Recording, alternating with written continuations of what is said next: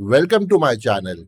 In this short video, I will share with you a nifty little trick by which you can save a lot of time in stable diffusion. Let me show you what I am talking about. So this is the prompt I have entered, and this is the section of the prompt that defines my character, her pose, her facial features, and this is the section of prompt that I tend to reuse again and again. And this is the negative prompt that I again tend to reuse again and again. So if I don't want to enter it always, what I can do is I will delete this section of the prompt and save the remaining keywords as a style by clicking on this button. And I will name this style repeat keyword. Now let's reload the stable diffusion. I will re-enter the section of the prompt that defines my character. I will press this button.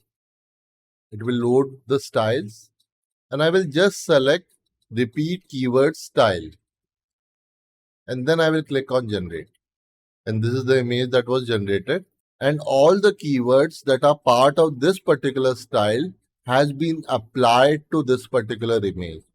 To prove that, I will copy the seed, remove the style, paste those keywords without style, and again generate the image. And as we can see, the same image is generated again.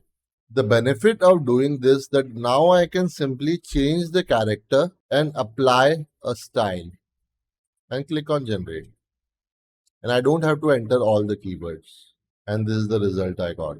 Now, what will you do if you want to delete a certain style? So as of now, I have saved 2 styles and I will be deleting QWERTY1 style over here. To do that, I will go to Stable Diffusion folder, open the style CSV file. I am opening it in Microsoft Word. If you want, you can use any other software. And I will delete this line and save this file. Close it. Now again, I have to restart the application. I'll do that. And as we can see, the QWERTY1 style has been deleted. With this, we come to the end of this video. Hope you find this tip interesting and useful. If you like this video, hit the like button. And if you want more such videos, subscribe to my channel and hit the bell icon.